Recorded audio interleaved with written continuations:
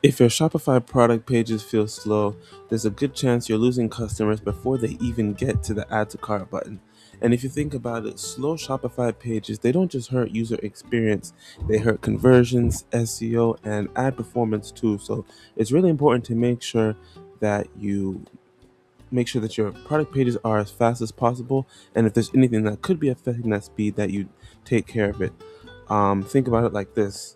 Bounce rate is such a big thing. If a customer comes to your website, they come to your product page and the page is taking a long time to load. They're there for 10, 15 seconds and the page is still not loading.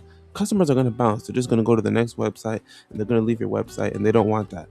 And that also leads to lost conversions. That leads to wasted ad spend. You're running ads to these landing pages. You're running ads on Facebook, TikTok, Instagram, Google, and the customers are coming, but then they're bouncing because the page is taking a long time to load.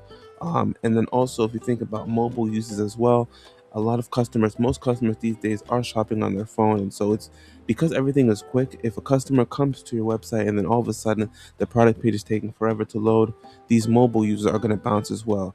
And even what seems like a small delay, it can impact how many people are actually purchasing from your storefront. So it's really important to keep this speed in mind. And a lot of merchants don't even realize how many things that are potentially unnecessary that could slow them down. So let's break it down. The first thing is you really want to optimize your images. Are your images oversized? Do you have too many images? Have you looked at compressing your uploads that you're uploading to your Shopify store? And what I recommend and what I've done over the past is the first thing is to compress your images. There's a lot of free tools out there that you can compress images and reduce the file size. So I would look into those. Use modern formats when possible, instead of an older format of an image, and try, if at all possible, to not upload anything too huge, a massive file, massive video. For instance, if you have a YouTube channel for your brand, you could always put the link to the video to link to YouTube instead of hosting it on the website itself, if you want to display that video, just to help with the site speed. And of course, the videos and the images, everything should look good, but at the same time, we don't want it to slow down our website. This leads to our second point, which is auditing your Shopify apps. This is something I've done a lot for merchants. It's really key. And it's one of the biggest reasons why, stores can feel slow. And so if you have any apps that you're not using, if you have any like duplicate apps, for instance, if you have 3 page builder apps, 3 to 5 review apps, you know, 5 announcement apps, or countdown apps, you don't need all of that. And so it's really good to get in there and audit this app stack that you have, this the various integrations that you have, and think about, okay, what can we remove, what can we keep. um, do we have multiple apps that are injecting code into our website that's going to slow us down? Because every app you install could add extra code to your storefront, delaying the overall loading speed. So that's definitely something you want to keep in mind to add at your app stack so that you're not delaying the overall speed of your site. Now we also have to look at the mobile performance. So when you're working on a Shopify site, things like sliders, carousels, animations. How many animations do you have? We don't want animation overload. Of course, animations look cool. They're exciting, they're engaging, but we don't want to overload it and overdo it and have multiple animations all across the site.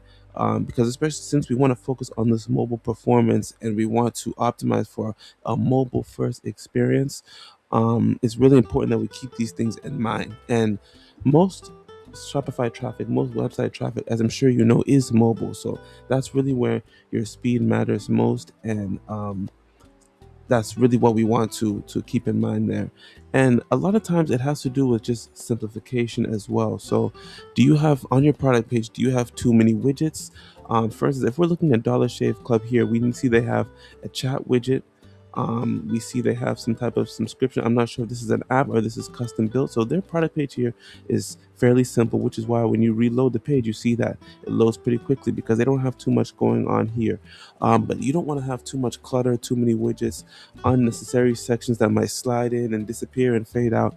Because again, simplification is key, and a lot of times speed is less about like optimization, like what we mentioned earlier with optimizing images and optimizing files, but more about simplifying what you already have there. So that's really something key to keep in mind.